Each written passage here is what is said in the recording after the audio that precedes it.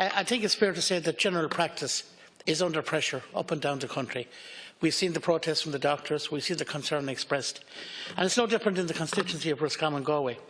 And I have one GP based in the constituency, and he's been asked, as many doctors are, to take on additional patients from the primary care reimbursement services, that's the PCR's panel appointments. Now, recent protests have highlighted the ongoing pressures being placed on GPs throughout the country. And in this particular GP in my constituency is unfortunately not unique. This GP practice is operating at full capacity. There is now a 3-day waiting list for his surgery, and his existing patients are deeply frustrated at the situation that is ongoing and developing. However, despite this, a number of additional patients have been assigned to him by the PCRS. Unfortunately, his practice nurse is on maternity leave since December, and he is having serious difficulty in sourcing a full-time nurse, and he has not been successful to date. Now, as a single-handed GP who also took patients from the EROC Centre in Ballaghaderreen, I feel that he should be excluded from patient appointments in his panel. This GP has been asked to take on new patients on a regular basis over the past 2 years, due to a number of issues. Brexit, for example, patients relocating to the West and people coming back to the area to work. There's all been extraordinary pressure on this GP prior to the arrival of patients from Syria. And the EROC Centre, and despite the promises by the Government, the Department of Health, no new resources for funding were allocated to Ballaghaderreen area to support the existing health services, and now we can see the fallout from this. If this GP takes additional patients, they will be more than likely end up being assigned to another GP after the 6 months, which the GP is entitled to do. He's entitled, or she's entitled, to ask for those patients to be moved on because they can't handle the situation. Now, this would be very frustrating for the doctor himself, or he or she doesn't want to do it, or for the patients themselves. So the reality is, Minister, particularly in a place like Ballaghaderreen, particularly where a doctor and his staff took on and very, very genuinely took on the people from the EROC Centre and gave a fantastic service and continues to give a fantastic service to those people. Without any help, without any assistance from the department, he's still not able to do it, and he's totally frustrated. And I have the letter here from the HSE where he has been told that another family is coming. I'm not going to give the details here, but it's here. I have it here on the file if you want to see it. Now, this is happening on a continual basis, and simply it's not fair to him. And he talks about, the HSE contacted me last year to take on a family who were moving to the area from the Mosney Centre and being settled in the town of Ballaghaderreen. I was unhappy at the time due to the fact that this placed even a greater burden on the surgery, but once more I accepted the new patients.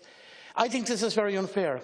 There were already extraordinary pressures on this surgery prior to the arrival of the patients from Syria. We did, however, provide a GP service to those vulnerable patients, and it was the proper and Christian thing to do. That's the letter I received from the GP, and as you can see, the goodwill, the amount of goodwill that was there to help less fortunate people was extraordinary, and he never closed his door on them. But now you have the situation as people who will go and make their appointment, patients who have been there for years with him. So if they go to make an appointment today, in most cases he cannot take them till next week. So I'm asking, particularly on the basis where there are EROC centres, where there are direct provision centres, and where doctors have been asked to take on these extra patients, that we do something for them, because there has been no backup given to them. Minister. Thank you very much, Count Corley. I would like to, and thank you, Deputy, for raising the issue. I would like to assure the House that the Government is committed to the continued development of GP capacity. The goal is to ensure patients across the country continue to have access to GP services, and that general practice is sustainable in all areas into the future. GPs have a crucial role in the provision of primary care services, particularly in rural areas. Local GPs play a vital and ongoing part in the lives of most people in the community. I want to ensure that existing GP services are retained and supported, and that general practice remains an attractive career option for newly qualified doctors. I understand that there are 2 GMS GPs in Ballaghaderreen. In addition to their medical card and private patients, these GPs provide care to refugees in the Emergency and Orientation Centre in Ballaghaderreen. While neither of these GPs have GMS panels exceeding the maximum number of patients permitted under the GMS scheme, the HSE is aware that they are under pressure to provide such services, but has not been made aware of any particular difficulties in this regard. Local HSE management in Roscommon is committed to liaising with the two GPs on an ongoing basis in relation to the provision of services to patients in Ballaghaderreen.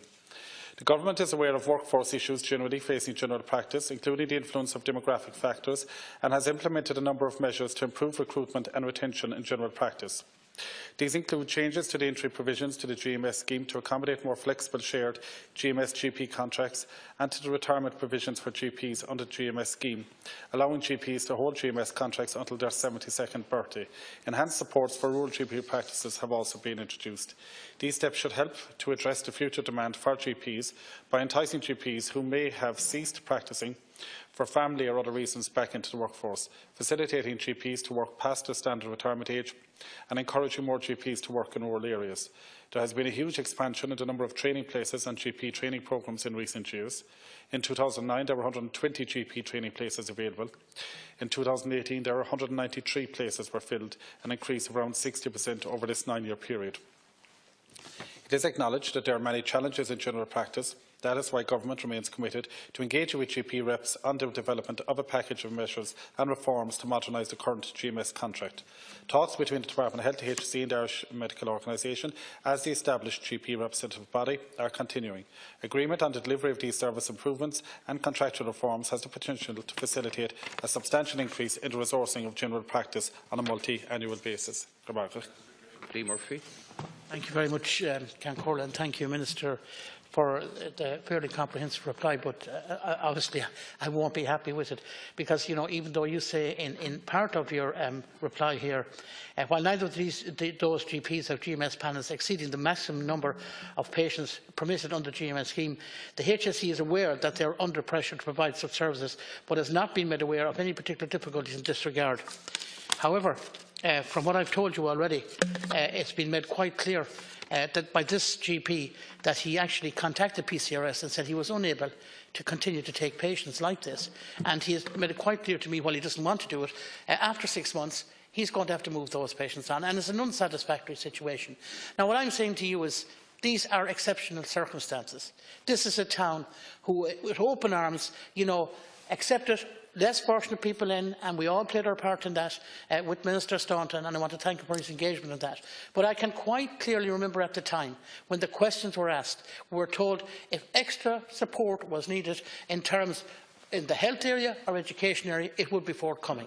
Now, I can tell you, Minister, and I mean this genuinely, only for the volunteers around Ballaghaderreen, those people wouldn't have a great existence. And only for the doctors around Ballaghaderreen, those people wouldn't have a great existence, who constantly look after them, who constantly give the service, who have done it because they both said it was the Christian thing to do. And I feel in a case like this, and I'll ask you to take this back to the Minister maybe, where we have towns, because those are the things I think you need to do, where we take in people like Syrian peoples or peoples into direct provisions, we must give some extra service to that locality, however we do it. And I would ask you, in conclusion, to look at that. And we should make a special case for towns like that and for GPs like that that are caught in those situations. They can't cope. That's the bottom line. Thank you, Deputy Minister. To conclude. Yeah, thank you, Deputy. And again, I want to reiterate, I do take on board the points that the Deputy is making with regard to the receptions and orientation centre in the town and the additional strains that will put on an existing GP practice. And I will relay those concerns back to the Senior Minister and to the HSE in foot of what the Deputy has raised here today. And again, just urge the GP to engage, you know, to go back to the primary care unit locally. As you will appreciate, I can't address the detail on a local scale, only on a national and policy issue, but certainly the HSE primary care unit would be the appropriate place to have further discussions with the GP. But I will pass on the concerns to the HSE at a national level, and I'll also relay them to the Senior Minister. Thank you.